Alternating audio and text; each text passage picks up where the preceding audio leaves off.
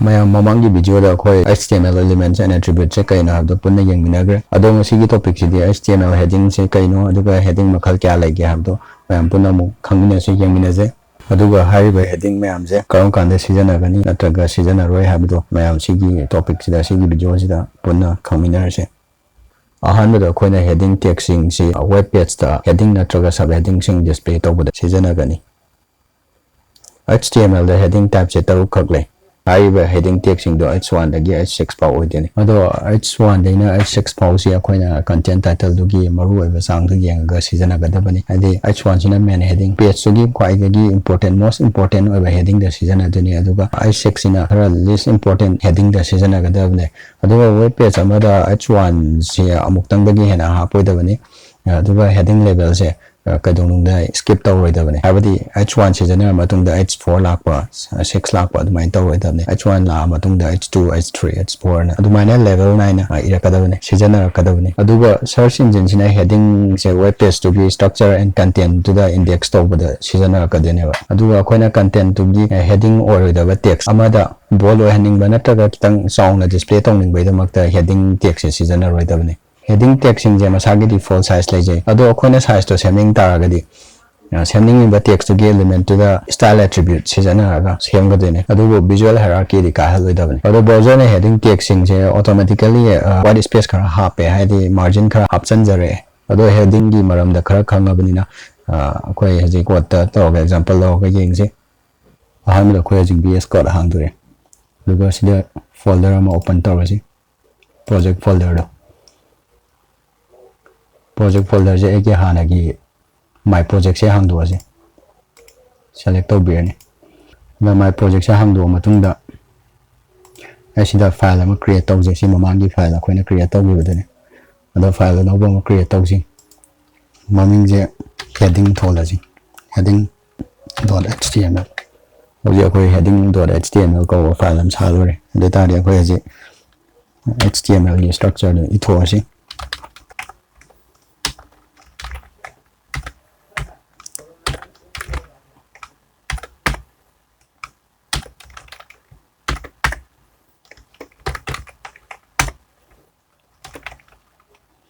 title the heading example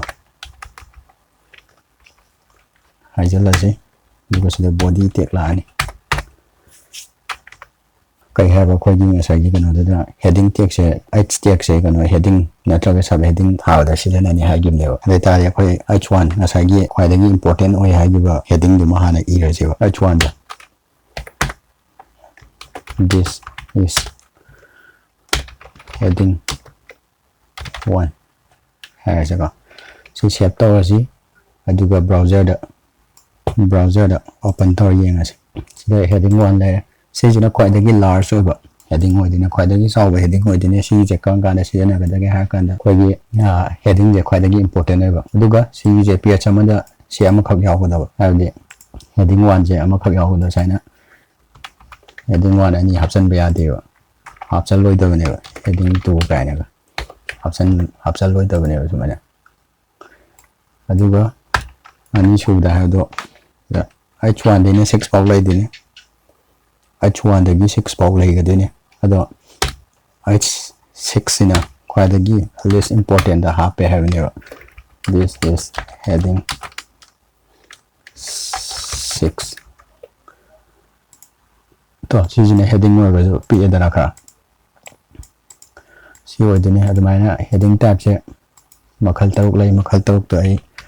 loibak ithoji sida hana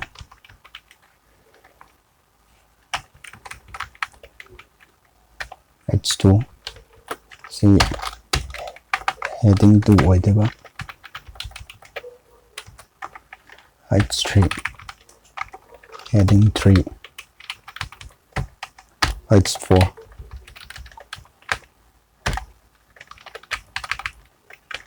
heading 4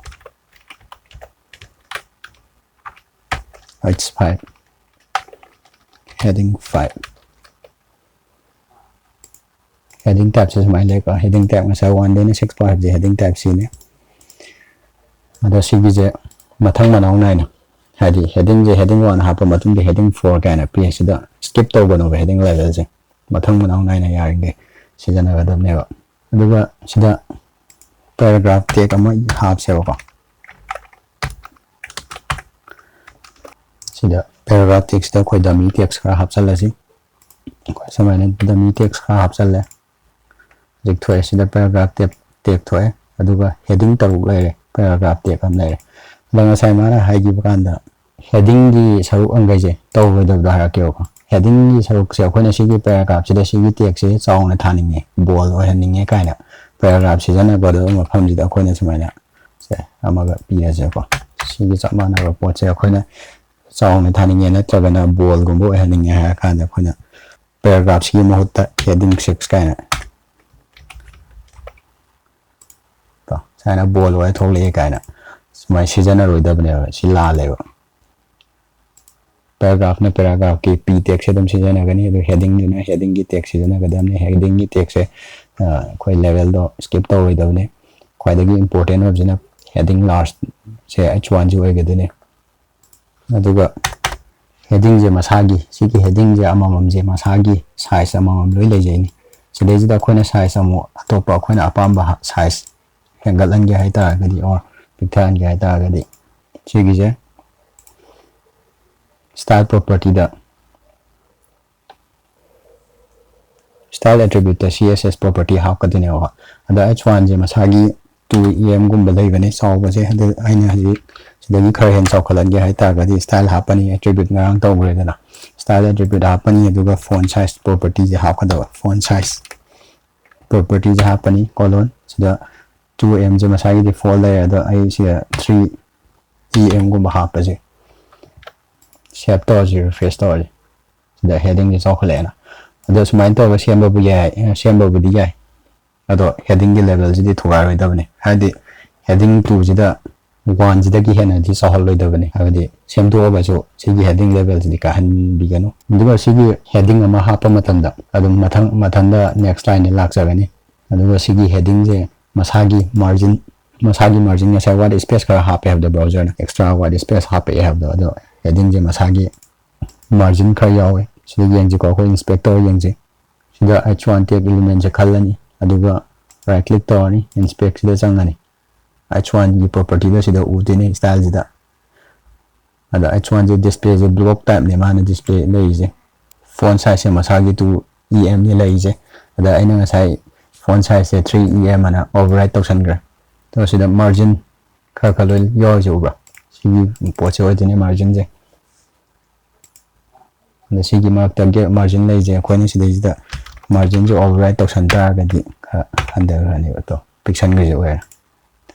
sumain to bane heading tag have je aduga heading level have dina sida heading 1 gi